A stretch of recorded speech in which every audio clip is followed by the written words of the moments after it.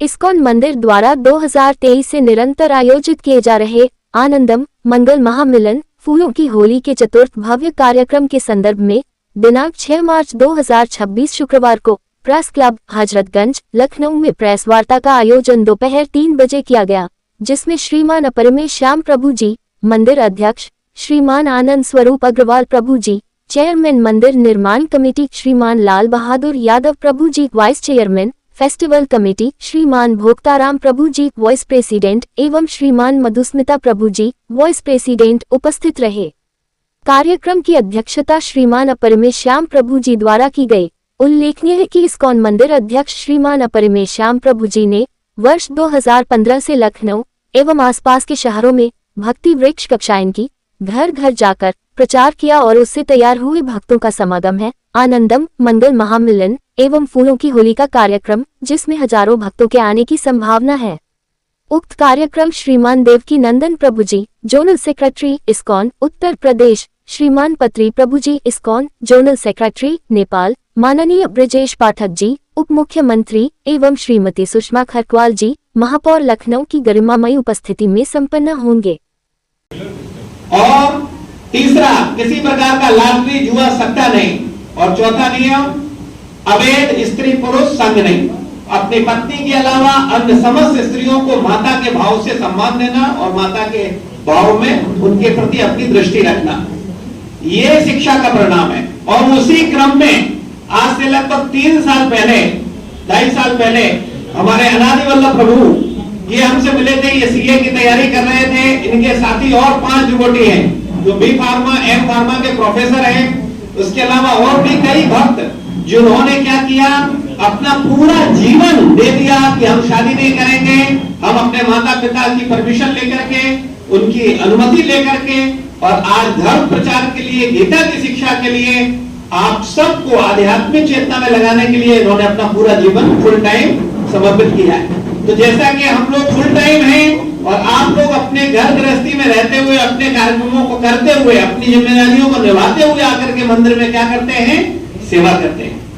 तो ये जो आनंदम उत्सव है जिसके लिए आज प्रेस वार्ता है, ये आनंदम इसलिए है कि हम लोग जो जगह जगह ये सेमिनार कर रहे हैं, सत्संग कर रहे हैं, इन सब लोगों को हम आमंत्रित करते हैं साल में एक बार मंदिर में, जिसे आनंदम महोत्सव नाम दिया गया है। और इसमें फूलों का होली होता है। सारे अलग अलग मोहल्ले में जो भक्त हैं, अलग अलग एरिया के जो लोग हैं, उनका एक महामंगल मिलन होता है और सब साथ प्रसाद लेते हैं, सांस्कृतिक कार्यक्रम होते हैं और फूलों के द्वारा अलग अलग फूलों से भगवान का अभिषेक किया जाता है और फिर उन प्रसाद वाले फूलों को भक्तों पर डाला जाता है और भक्तों के द्वारा भगवान पर, भक्तों पर डाले जाते हैं और भक्तों भगवान के द्वारा अन्य आए अतिथि भक्तों के ऊपर डाला जाता है। इस तरह से यह आनंदम उत्सव होता है। इसमें यूक्रेन में जो सैनिक थे और भगवद गीता पढ़ने के बाद जो कि अपना पूरा जीवन दे दिए और उन्होंने आज इस्कॉन में वो अपनी बड़ी गंभीरता से सेवाएं दे रहे हैं। वो पात्री प्रभु भी आ रहे हैं हमारे पास। वो अपने जीवन के अनुभवों से आपको बताएंगे कि कैसे उनको क्या प्रेरणा मिली कि उन्होंने फौज की नौकरी छोड़ करके अपना पूरा जीवन ब्रह्मचर्य ले लिया। एक विदेशी व्यक्ति ने पूरा जीवन ब्रह्मचर्य लेने का संकल्प ले लिया और अपने जीवन को कृष्ण भक्ति में दे दिया। क्या कारण है? उनके अनुभव। वो हमारे चीफ गेस्ट हैं, उनको हमने इनवाइट किया है, तो वो आ रहे हैं। इस समय वो नेपाल में सेवा कर रहे हैं, बड़ी जिम्मेदारी निभा रहे हैं, इस्कॉन का प्रचार पूरी दुनिया में कर रहे हैं। तो वो लखनऊ में भी आप सबके बीच में उपस्थित होंगे। इसके अलावा देवकी नंदन प्रभु जो जनरल सेक्रेटरी हैं वो उपस्थित होंगे और हमारे जो प्रदेश के उप मुख्यमंत्री हैं ब्रजेश पाठक जी, उन्होंने आने की स्वीकृति दी है। इसके अलावा हमने अन्य सभी मुख्यमंत्री जी, अन्य सभी लोगों को आमंत्रित किया है। कार्यक्रम अभी फाइनल नहीं है, इसलिए मैं किसी को विशेष नहीं बोल पा रहा हूं, लेकिन इसमें सबका आमंत्रण है। चाहे वो समाजवादी पार्टी हो, चाहे बहुजन समाज पार्टी हो, चाहे भाजपा हो, चाहे और जितनी भी पार्टियां हो, सबका आमंत्रण है कि सब भगवान की भक्ति करें, गीता को पढ़ें और आध्यात्मिक चेतना को प्राप्त करें। तो यह आनंदम महोत्सव रविवार 8 मार्च को Shashank gold city Sultanpur road पर 5 एकड़ में जो भव्य 100 करोड़ मंदिर बन रहा है, उसमें यह कार्यक्रम होगा। और इसमें लगभग 10,000 लोग आने की संभावना है। तो हमारा आप सबसे निवेदन है कि आप सब भी आइए और आध्यात्मिक शिक्षा को लीजिए, मेरा एक निवेदन है। अच्छा मुझे एक चीज बताइए, आप में से कितने लोग, ये मैं व्यक्तिगत पर्सनल आप सबसे है, तो आप लोग किससे पढ़ते हो? गूगल से। पढ़ते ही नहीं है, और पढ़ते भी है तो किससे पढ़ते हैं? खुद से पढ़ते हैं, ठीक है। तो अगर आपने खुद से फिजिक्स पढ़ी होती, खुद से मैथ पढ़ी होती, खुद से बायोलॉजी पढ़ी होती, तो सबकी अपनी फिजिक्स होती, सबकी अपनी गणित होती। लेकिन जब आप टीचर से पढ़ते हो, एक व्यवस्था के अनुरूप पढ़ते हो, तब आप समझ पाते हो कि वास्तविकता में यह आध्यात्मिक ज्ञान क्या है। जैसे भौतिक शिक्षा के बिना एक अच्छा जीवन आप नहीं जी सकते हो, इसी प्रकार से आध्यात्मिक शिक्षा के बिना आप शांति और आनंद का जीवन नहीं जी सकते हो।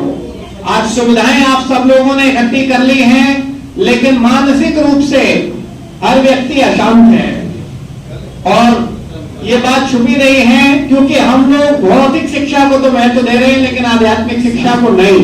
इसीलिए इस्कॉन हमारे संस्थापकाचार्य एसी भक्तिवेदांत स्वामी श्रील प्रभुपाद जिन्होंने इस्कॉन की स्थापना करी, और इसकी स्थापना कहां करी जाकर के? न्यूयॉर्क में। अब आप कहेंगे क्यों भारत में क्यों नहीं करी, न्यूयॉर्क में क्यों करी, क्या कारण है? तो उसका कारण समझ लीजिए। आप लोगों का आइडियल कौन है? पूरी दुनिया का आज आइडियल कौन है? जो सबसे सामर्थ्यवान होता है, लोग उसी की तरफ देखते हैं। प्रभुपाद जी ने तो 15 साल 2055 से लेकर के 2070 तक, 70 साल की अवस्था तक, 55 उम्र से लेकर 70 साल की उम्र तक निरंतर वृंदावन में रह के, दिल्ली में रह करके हम भारतीयों को आध्यात्मिक शिक्षा देने का प्रयास किया। लेकिन हम लोगों की समस्या ये है कि हम लोग चमत्कार को नमस्कार करते हैं। अब एक 55 साल का 60 साल का बूढ़ा व्यक्ति को समझाएगा और उसके पीछे अगर फॉलोअर नहीं है तो हम लोग उसको सुनेंगे? नहीं सुनेंगे। तो भारत ने बहुत प्रयास किया, लेकिन हम लोगों ने उनकी शिक्षाओं को अधिक वैल्यू नहीं दिया। लेकिन उनके गुरु का ये निर्देश था कि आप ये आध्यात्मिक शिक्षा को ले जाओ पाश्चात्य जगत में। तो प्रभुपाद जी अमेरिका उन्होंने चुना। क्यों चुना? क्योंकि पूरी दुनिया आज से 50 साल पहले अमेरिका की तरफ ही देखती थी और आज भी देख रही है।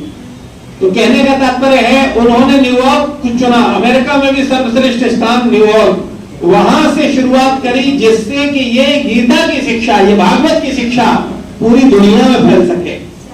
और वैसा हुआ भी।